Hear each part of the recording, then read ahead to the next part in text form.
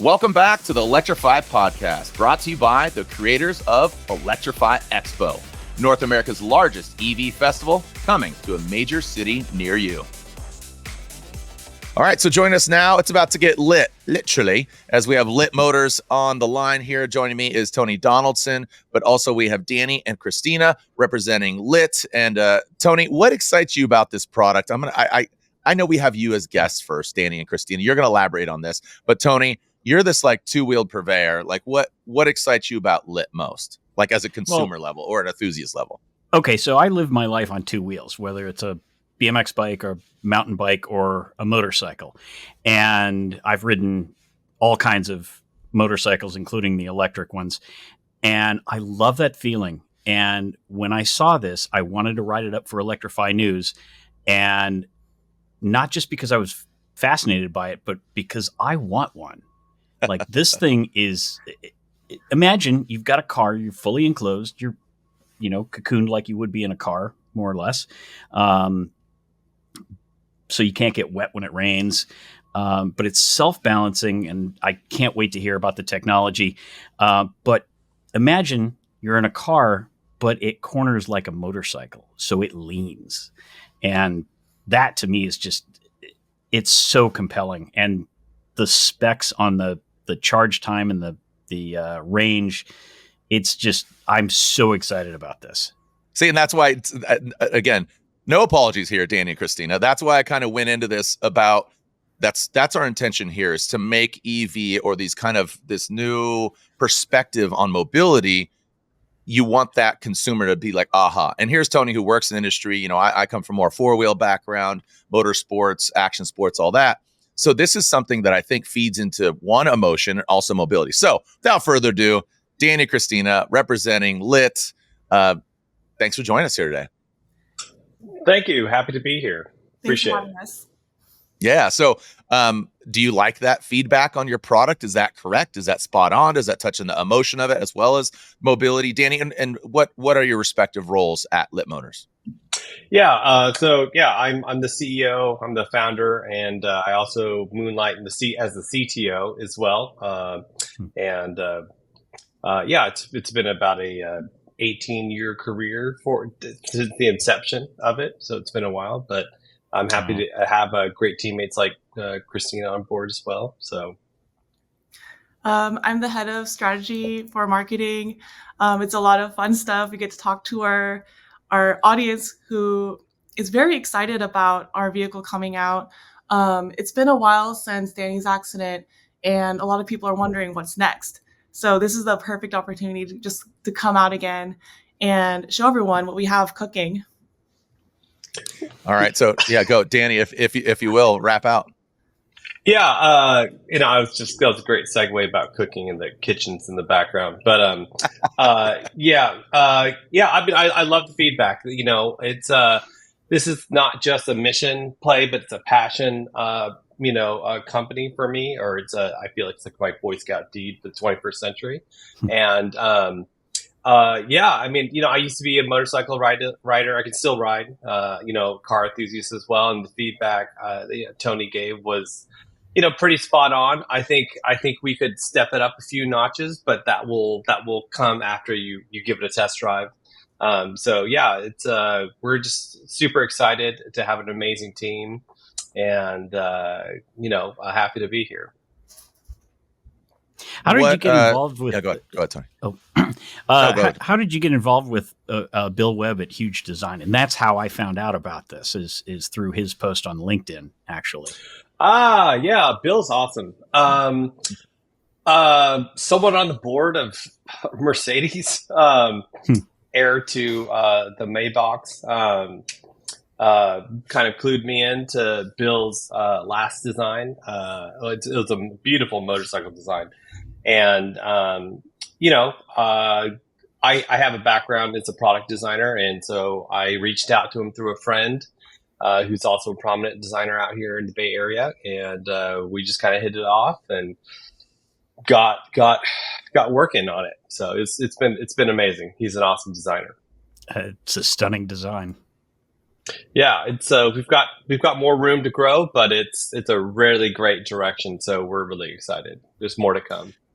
And the big stressor here is that gyro stability. I mean, it looks like a light cycle, little less futuristic as a light cycle, but it just a little like ride height and all that stuff. Obviously, you're more prone than lie down if you grab the bar if you're into Tron. But it like I said, it feeds into that emotion, but also practicality. Who is your ideal consumer for the lit motors? Yeah, I mean that could straddle a couple segments. I think guys like us. I think that it's going to just be a huge appeal for just capturing that new sense of freedom that we want to redefine in the future. So like 65 to 45 to 35. But I also think that the average consumer. It's also kind of that big mass market leap that we want to go after.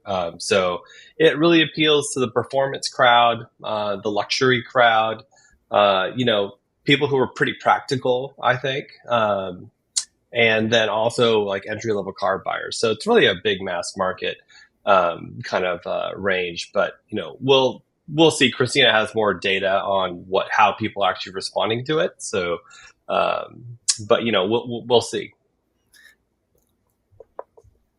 Oh, did you want me to go into the details? Sure. Yeah, please. Oh, well, we recently did a poll and it was super interesting because we wanted to get a feel for what's really on people's minds when it comes to our vehicle. And we were surprised because we knew these things, but it's really interesting seeing it, like the data up front. A lot of people see our vehicle as a gateway to freedom. So we asked, how do you think you're going to feel when you're first going to get into the AV and start driving? And almost everyone chose the Eagle. So, and I think the Eagle has a lot of symbolism there where, you think of America and how it's flying and the freedom associated with it. And there are also some spots in the polls where they could type in their own responses. And a lot of people were like, I'm ready for my joyride. I want to turn the corners. So it is really about that fun we're tapping into, where not everyone knows what it's like to drive an airplane on the ground. I think almost no one can say that unless you know how to drive an airplane. But yeah, like when you're leaning into the corners and you're seeing the world turn, but you feel normal. I think that's a very magical experience and people just want to know what that feels like. Yeah, it seems like, again, you're tapping into the emotion of something fun, freedom, all this mobility, your footprint as well. There's a responsibility. You're talking about all the specs on, a sixth less of this, just reading through some of your press releases, getting your funding. Kelly Slater, world champion surfer, that name popped up for me, again, making it really kind of fun, and that's what I tap into. That's why I kind of keep it simple, stupid, make it digestible, make it interesting. Tony cuts into the, bringing up these massive names that play a major role in the EV space, as well as just progression, right? I mean, Tony, this really is something interesting, the self-balancing, but then also, taking that technology and applying it to the Kubo, which is the cargo scooter, which I think is applicable in situation. It's just exciting times. That's why I really enjoy this podcast and talking to people such as yourselves, developing different things. Tony, what are your thoughts? I'm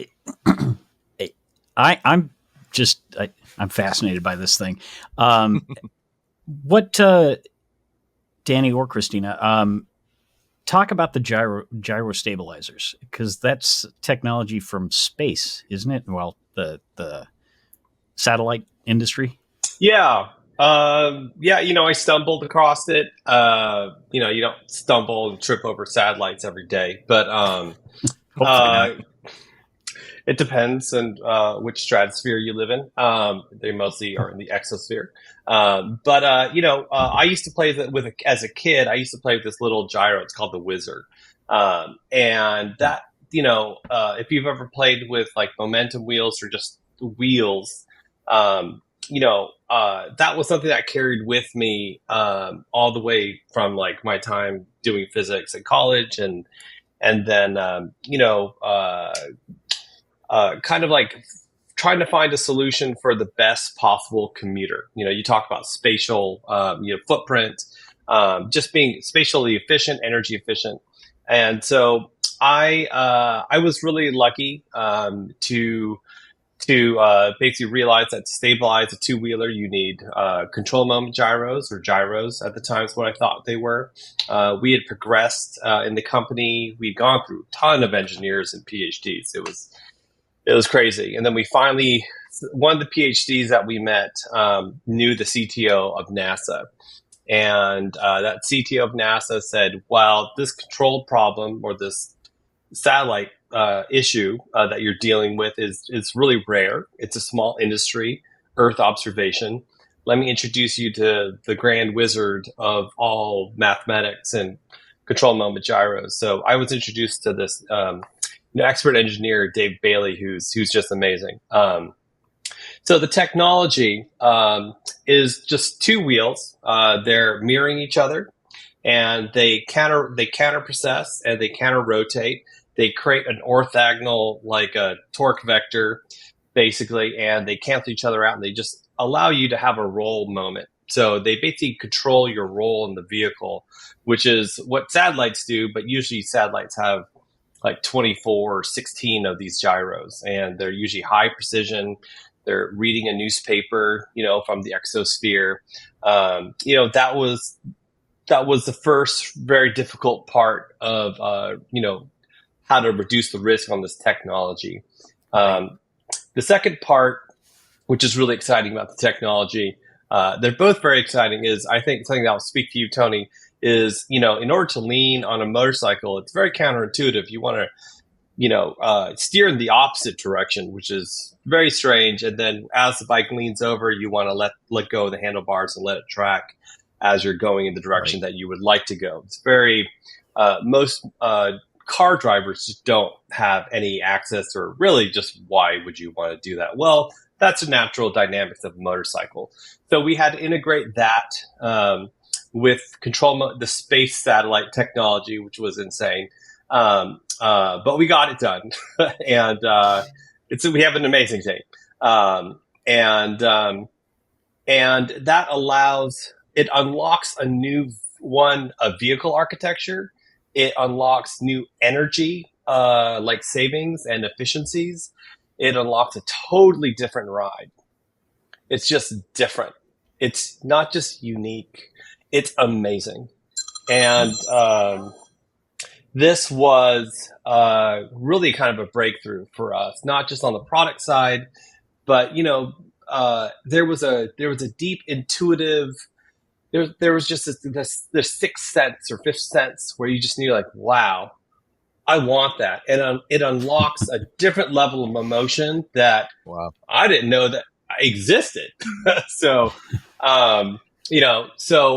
That's something I just want to share. The team, everyone on the team is here because we want to share that, not just the sustainable mission and, there's a huge social equity side of it too, but the mass market, affordability and accessibility. But there's also this huge, absolutely fun side that's undeniable.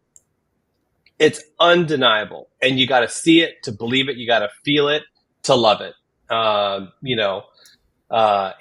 that's just, it's just something that it fuels me every morning, gets me out of bed. So, I don't mind being paid like almost nothing. I mean, I totally get paid, but like, it feels like that when you're put 52,000 hours of life into something. Right. But yeah, the technology is amazing. And, we have a massive patent portfolio behind it. But I can talk about it technically if you'd like. But it's incredibly fun. And just like, that's what the future should feel like. Yeah, you're a big kid with your little wizard gyro. And your gyro just got bigger and got a little more expensive. And you're applying this, right? Yeah, no, yeah. I mean, the gyros, if you go and buy them from Honeywell, they're like $2 million. Yeah, I know. But we figured out how to make them for a lot less. And there is a huge play aspect of this vehicle, similar to learning how to ride a bike. There's a huge play, and yeah, I'm a big kid just like you guys are. I love my toys. I believe people want to own something, right? And love it and put time and effort into just like our relationships. Put time and energy and invest into the people that we love in our lives. But we also have these things with wheels that put a huge smile on our face. That's that's sometimes hard to like conceal. So or repress. But this is how the future should feel. It's really cool, and there's some safety built into it. I've seen the at least renderings that you guys have of the car, the vehicle being hit by another vehicle, and it just skids sideways but doesn't fall over. So that speaks a lot about how stable those things are.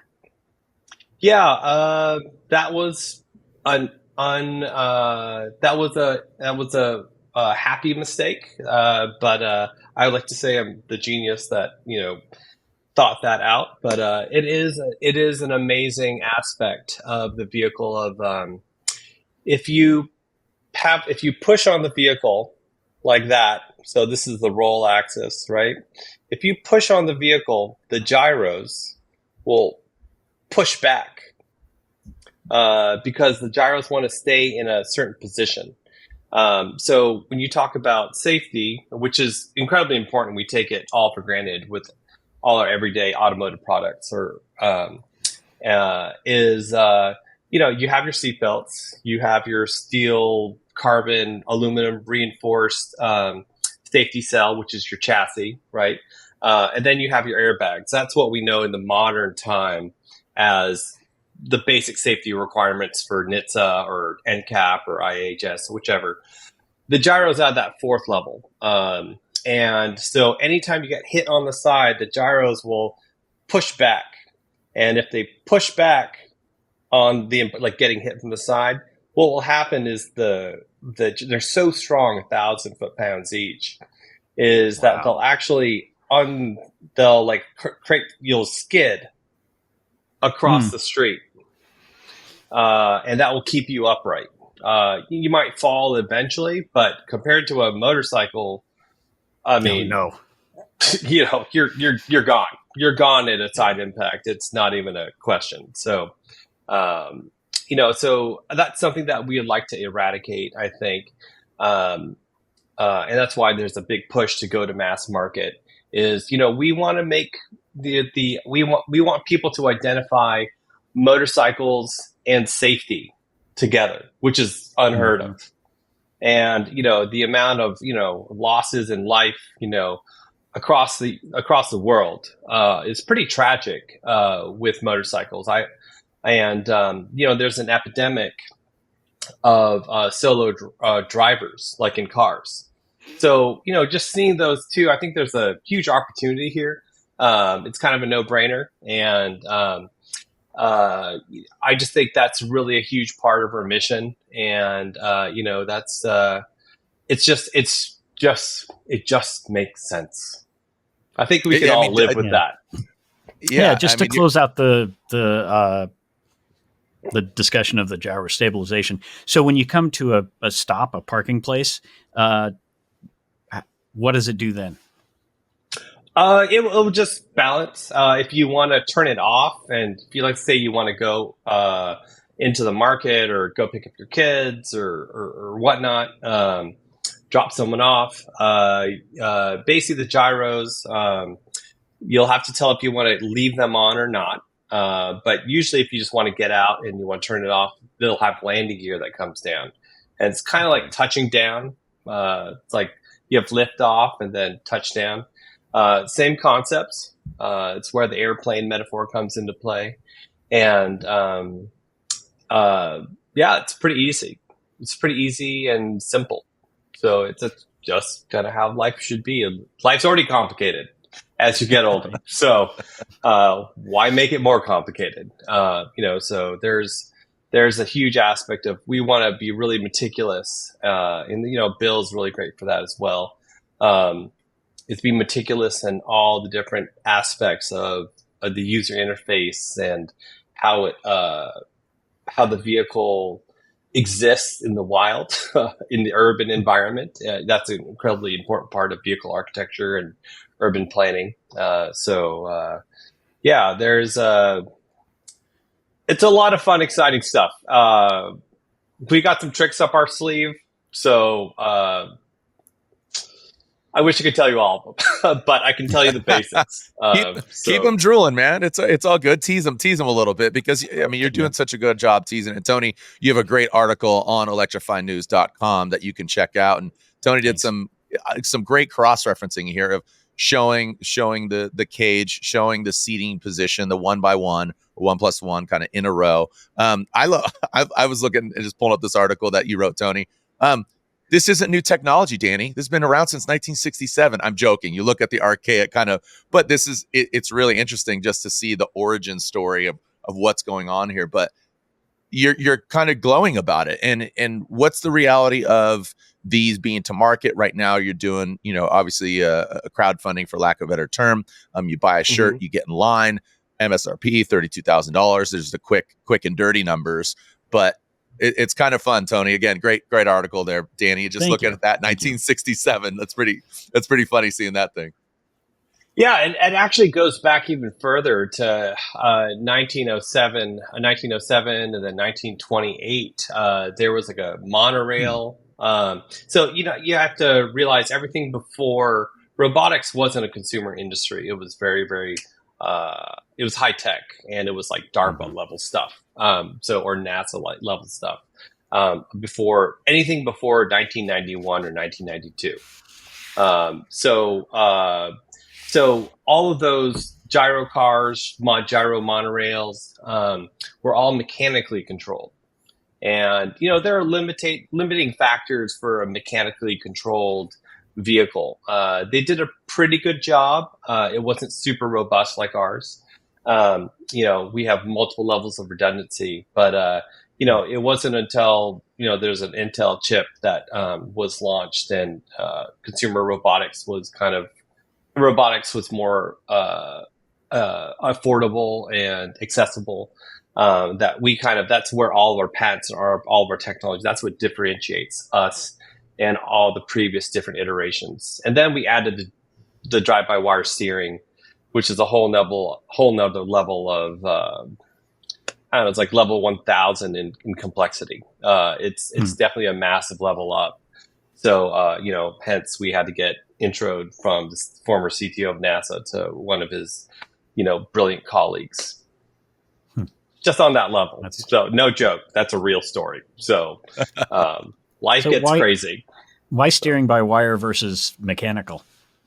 We have mechanical. That's there. It is there for redundancy in case something goes wrong. But the drive-by-wire. So like if I have my steering wheel, and and I decide to turn to the left or turn right, whichever this is,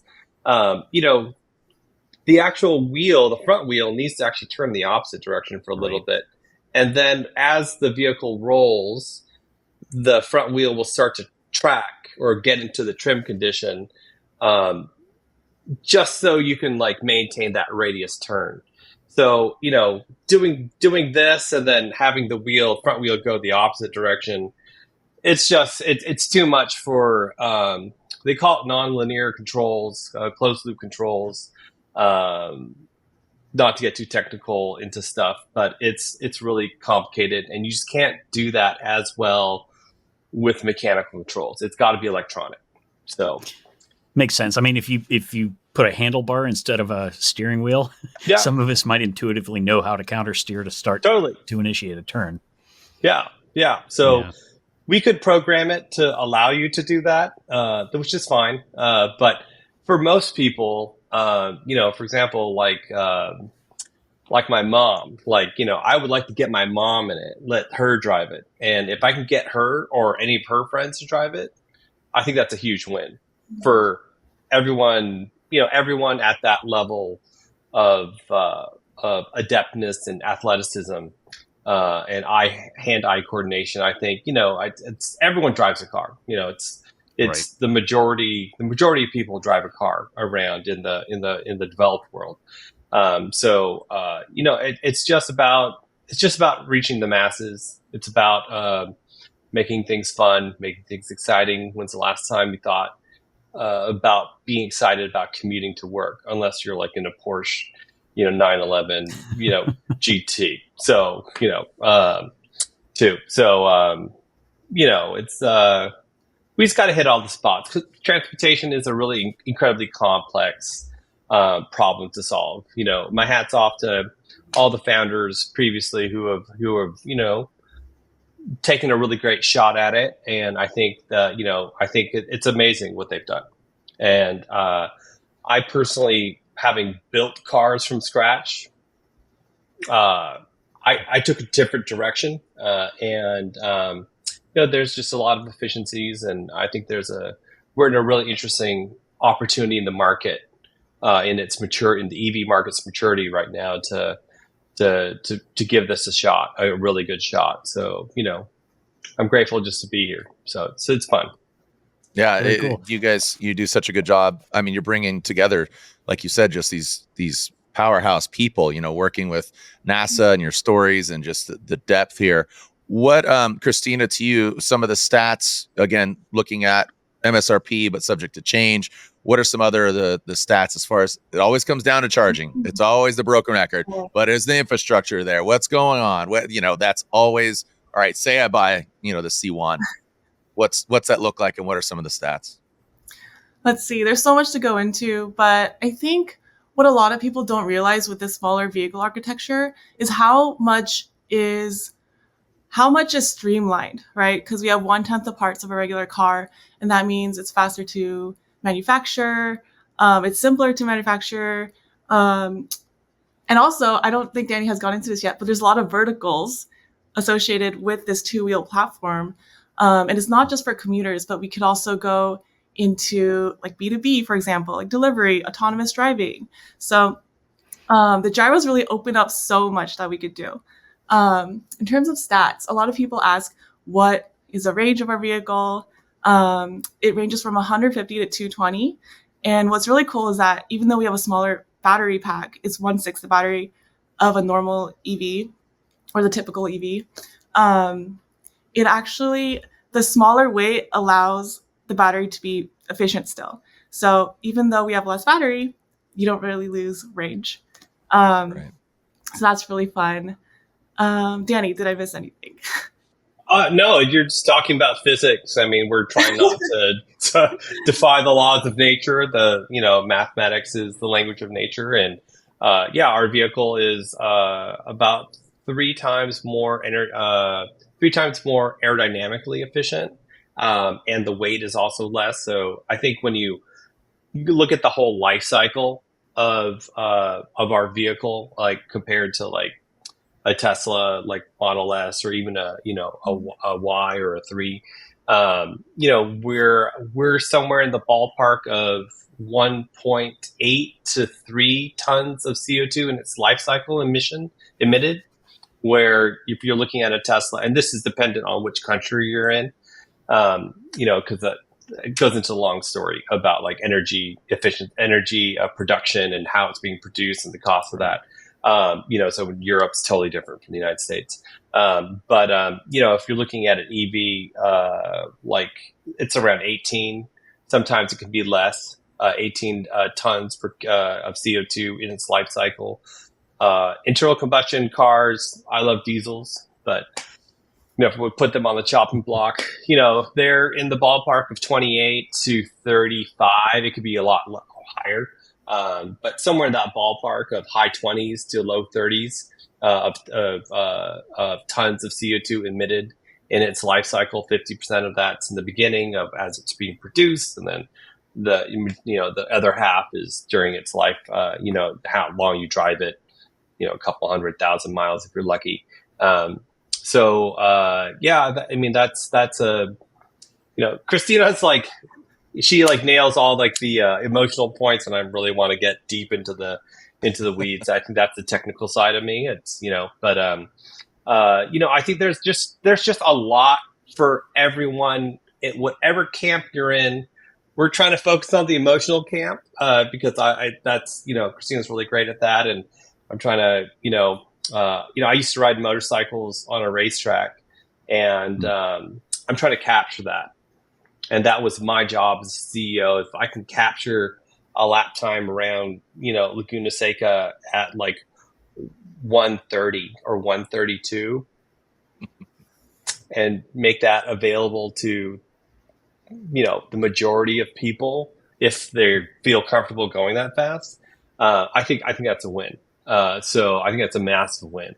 So, it's the future is bright. The future's lit. So, we have a gang sign. So I don't know if you can see that, but got jumped in all of a sudden, Tony. You got jumped in, bro. Yeah, no, and as nerdy again, being a nerd isn't like a slanderous thing anymore. It's you're cutting to this nerd thing, but I liked how you said I've raced at Laguna Seca. You're in the Bay Area, so Sonoma. There's these great tracks up there, right? Yeah. So you're cutting into the emotion of it, but you're applying your affinity for technology, and then now you are helping the planet too. So because we only got one, right? So either pedal assist, and now here with this mobility and micromobility is really, really interesting. So when's this thing hitting? Like when can I, my big grape ape self, when can I squeeze myself and shoehorn myself into one? I'm 6'4", 265, so I'm a big dude, but can I fit in it? We could get you in it. Yeah, we could get you into it. That is the next exciting part. I love the opportunity to build a car company. I think that's really fun to get into the weeds about. We are looking at somewhere in the ballpark, whenever money actually hits the bank, we're looking at like 18 months when we have a production level vehicle ready to drive. Okay. We're going to take that and figure out what people think. So we get your feedback. We'd love to have it. We could sell that one. But like larger scale production is somewhere in the ballpark of, 3 years from when money hits the bank, something like it could be less. We're basically, we have a team. So this is the story gets crazier. We have a team that specialized in serial production, which is anywhere from 10,000 units to 50,000 units, who came from Audi. Okay, like they're real German, like very German. We love them. Volker, Stefan, Mirko, love you guys. But they have a network. They have people that can produce vehicles to an Audi or VW quality. They go have like boots with them. So beer boots with them. So that's crazy to get access to that. Yeah, das Boot. Yeah. It's good. But it's really amazing to have them on the team and have their support. They also see the vision. They're like, wow, this is like the holy grail of transportation. And you could say that, or it's just, we're not going to take over. We're not going to get rid of the car. I would like to replace the majority of two-wheelers or motorcycles. I don't want to get rid of them, but I think we're going to be your first choice second vehicle, or third, maybe second and third. Oh, I can easily. Yeah, you'll have a car. You got to have one for the kids. Load them in there or whatever. Throw your wing foiling or surf gear or whatever. In the back of your, your SUV or minivan or pickup truck. Your F-150. Got to recognize that.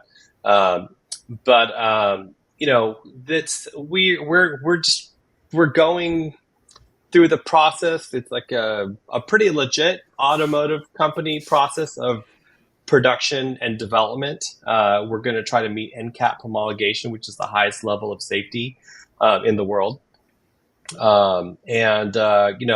If we don't hit it, we're going to at least get 95 something percent there. So, which is 1,000 times better than a motorcycle. But I don't want to color it yet, but that is our goal, and that's what these guys do for fun. If you give you ask what a clown does, that a clown creates balloons and makes someone laugh. If you take a really awesome car concept to these Germans, that one of the largest car companies in the world, who know how to produce vehicles, like did the 911 production run for serial for development, that's 37,000 units per year. If you give them a car concept, they're going to build you a car. Surprise, surprise. So it's an amazing team. It's I just want to share. I just want to share not just the experience of driving, but I want to share the profit making from this. And I want everyone to, from a triple bottom line perspective, I want to share the wealth and, be fruitful. And I want everyone to thrive. That's what the future should be about. It should be about thriving. It shouldn't just be us. It should be, not just the United States, but the world. That's what we do. United States like to blow it up for everyone. So all of our trading partners. So.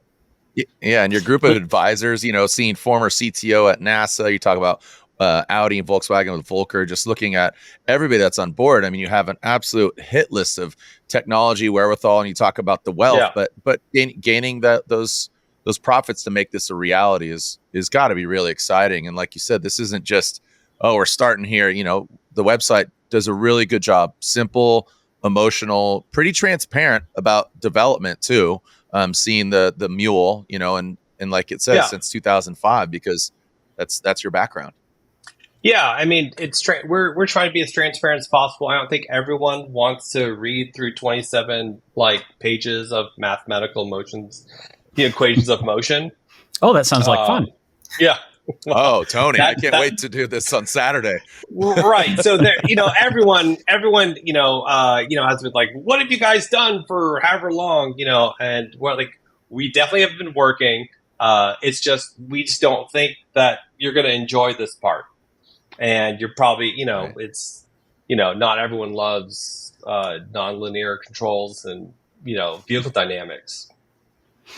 Wait, you say nonlinear controls and Oh, I'm such a fan, Tony. I should have got you in that first day of just you, me, and Dave. Oh, look at the time. Danny. I'm out. I gotta go. We'll get you next time around. Yeah. Oh, we're fresh out of time. Sorry, Danny. No, and that's what we're trying to do here is make it fun. And I can sense that you have a level of excitement that's really come into fruition. And like you said, 3 years, that seems, some people are like, oh, wait, we live in ADD theater, right? Between Instagram and, obviously, we started writing Bibles, then there were books. Then now it's like a mood ring. What color are you? Hit me square between the eyes.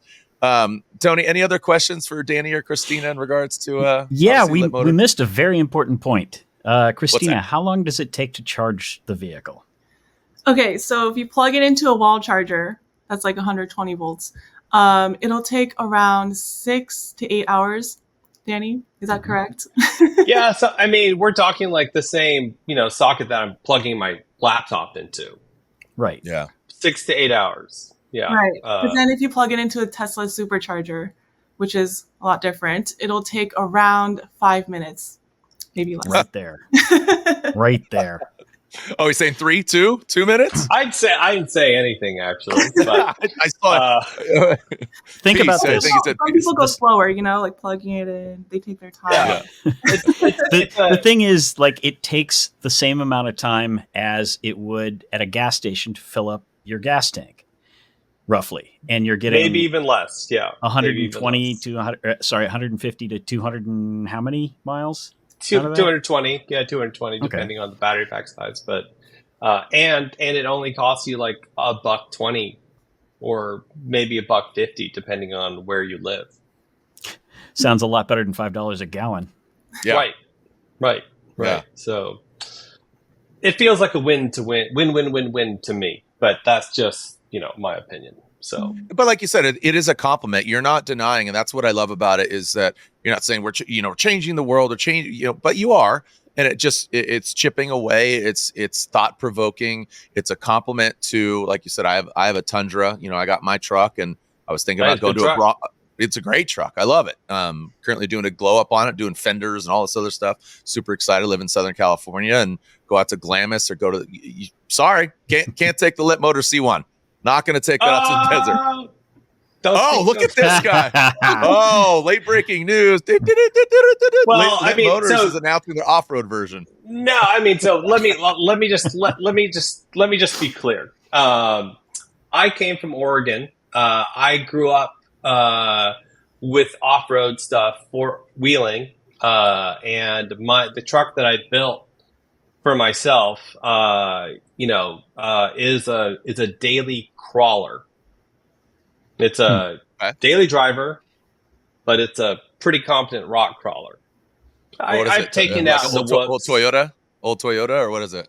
It's actually a 1967 Series 2 Land Rover that there's nothing on it. Yeah, it's just to get around. There's a loophole around diesel engines that you import from Brazil. It's just for the love of cars. And it's also super efficient. It's like 24 miles per gallon on 37s. That's sick.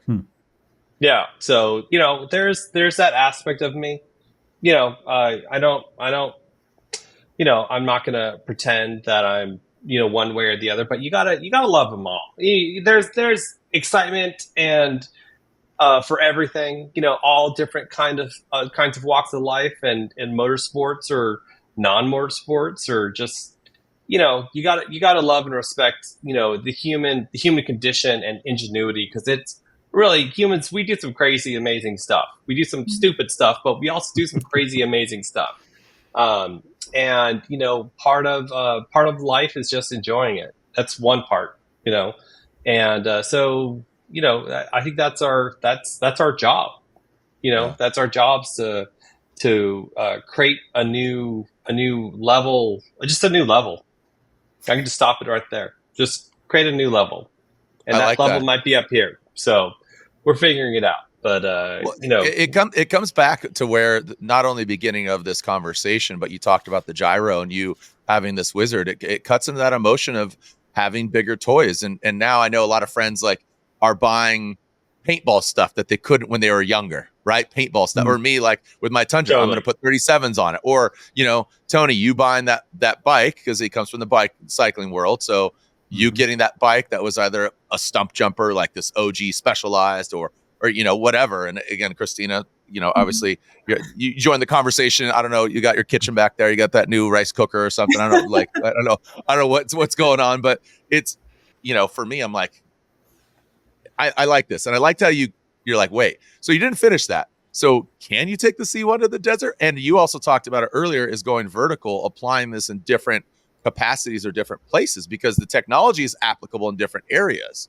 So again, Danny, you kind of zipped your lip and threw it away there a couple times. I mean, let's focus on, getting to this first round of development and raising the money that we need, the capital we need to get there. And, if people really love this vehicle in the way I think they're going to, I'm happy to throw another cookie or another treat out, and it's going to be a technical treat. It's going to be fun, and it's going to be crazy, and you'll love it. And if you don't love it, then that's how the cookie. That's how the cookie crumbled. So, just a quick question in that direction.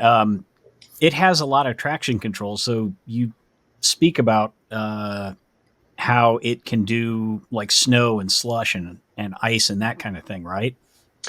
There's slip control on it, and that's just a general safety requirement that we felt was necessary. There's anti-lock brakes and all that good stuff, and that's just that's a standard automotive. That's a standard in the automotive industry. There's some new stuff where we have slip control, and so let's say you're driving from San Francisco to Tahoe, and you hit some gravel or you hit a 6 foot patch of ice. Mm-hmm. You might recover if you're going under 30 miles an hour. And if it's icy like that, if you're driving 30 miles an hour and above and you don't have WRC like studded like tires, maybe you should deserve to fall or get into an accident, or because that's not safe. But like if you're driving reasonably, and you hit some ice or you hit some snow, you'll recover. And I think that's the magic of the wizardry that we got from David Bailey. So it's there's a lot of amazing, the story just goes deep, and and it just speaks to the technology and what it enables. And that's just one small part of what it enables. Yeah. There's a lot of other stuff that we've discovered, and it's a little bit like if you look at our patent portfolio, it's a little bit like you get, if you guys snowboard or ski or telemark or whatever, if you get to the top of the mountain and you're like the first one down, like a big field of powder, or pow, I call it pow, and you're the first one down for tracks. You're kind of looking around, and you're like, this looks really great, man. Like, it's snowing around. Okay, I'm just going to ski down it or snowboard down it. And then you get to the bottom, and you're like, wow, I'm just going to hike back up, and there's still no one there. And you hike back down, and you hike up, and you ski back down, or go back down. It's been like that for a while for us. And so it's kind of just, recently, 2019, 2020, we got some. Actually, it was earlier than that, 16. We got some pretty serious interest, 15, 16. We got some pretty crazy interest, but, it really kind of peaked in 2019, 2020, 2021.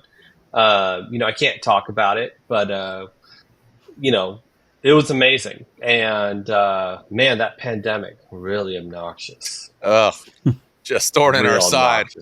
Oh, yeah. Man. Yeah, just oof. Yeah. Never heard of her. Yep. Danny, real quick, Tony, Danny's a bro.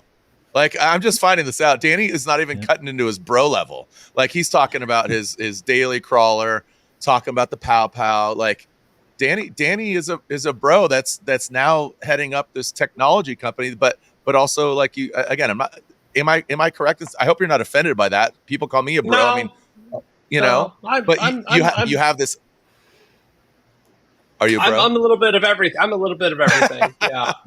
Yeah. I mean, I was super athletic. I was great at math Kumon,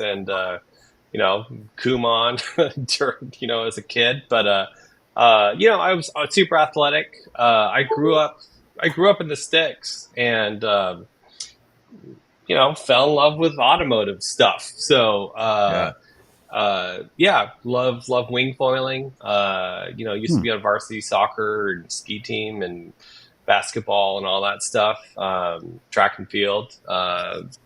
Used to go out and go planking with friends at 18. So, I'm a little bit of everything. I respect everything. I grew up with it all. So, I'm really just trying to, we don't have to be so divided. And, there's a huge tech side of this, which is super nerdy and super fun and elegant and fascinating. But there's also another side of it that's just gotta, like, I don't know, man. I just think of like V8s and like, cross plane, flat plane V8s and like no mufflers and straight pipes and, 800 horsepower and like 500 foot-pounds of torque or something like that. I just like, And I think that all plays into you being the CEO, CTO, founder. That's why I say that. It's just, on paper, it's like, here's this, vehicle, but I think you're bringing all those emotions into it. And then you have all the emotions of, your people coming from NASA or Honeywell or Audi. So it's just this good amalgamation of passion and also not only for, just the, like you said, the drivability, the likability, but the technology and that just going up. And that's what I'm really kind of getting at here is I like the different perspectives that you're bringing into it, because I think it will have a better end result for everybody. And that's, it's not about me, it's about we. Yeah, it's about we. Yeah, it's definitely not about me. It's about we. If I did our first design, it would have looked like the Lamborghini Aventador back in back in 2000 and early mid 2010s or 12 or whatever. But I had to think about how do I make this? How do I appeal to both sexes? And because there's some really damning data about how much power women have at the household when it comes to large fiscal decisions. They make up 80%. They're the gatekeepers of 80% of it. So, I see that in my own, household. So it's, you got to respect women. You got, happy wife, happy life, or happy partner. I don't know what the rhyme is, but for the other side of that, but we just gotta work together, and we gotta have something to look forward to. And it just has to be so simple and such a no-brainer of yes. It's just gotta be yes. It's when you fall in love, it's just yes, right? That's it. There's you can make up whatever rationality or you want, but it's just gotta be a yes. So we're shooting for the stars, we're shooting for the moon, or at least exosphere, where all those spy satellites are, and we're shooting back down at the Earth, and we're reading your mind, or at least your newspaper. It's real, but it might be classified. I don't know. I think it's well known, but there's a lot to look forward to, and that's what fuels us. Yeah, you can't buy that stuff. You know what I'm saying?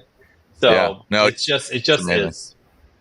It's really cool. I'll stop it there, unless Tony, we got literally 2 minutes. If there's anything else real quick that you want to add, or just I'm good. I'm just super excited. I cannot wait until there's even a pre-production unit to take a test ride in. I got you, man. Tony's going to be there at Laguna Seca. So he promised that at Laguna Seca too. In the same one. Again, we got great babe. We've rented that track out a couple times, FYI. So it's I actually love that track. It's an amazing track. It's actually an amazing track. So yeah. The gyro at the corkscrew, don't even need to do anything. That's amazing.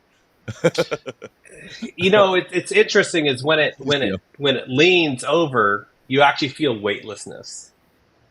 Oh, that's gonna be crazy. Oh. We actually have to tone it. We got to tone it down, actually. Otherwise, we got to strap you down. It's exciting. Pretty crazy, all right, man. well, there's a lot of good stuff, and that's just the beginning. Yeah, and so that's what's great. So we'll have to have you back on the podcast. Maybe we'll do it live from Laguna Seca or something like that. Get Tony, myself out there. Electrify News. Come out to Grid Life, Danny. We'll party at Grid Life. We had a cool event. I talk about drifting and all that stuff. Come out to Form the Drift. Kristina, you as well. Let's party at Laguna Seca. Thank you so much, great, Danny Kim, again, CEO, CTO, all that. Kristina, all your insight on all the exciting things that are lit. Speaking of lit, Tony Donaldson, excuse me. Tony, thanks again for joining me. Oh, always a good time with you, man. Yep. Danny and Kristina, thank you so much. Thanks, you guys. Thanks, guys. Thanks, everyone. Cheers. Thanks for listening to the Electrify podcast, brought to you by the creators of Electrify Expo. Be sure to catch full video episodes on YouTube at Electrify TV and follow along on social media for daily clips and more.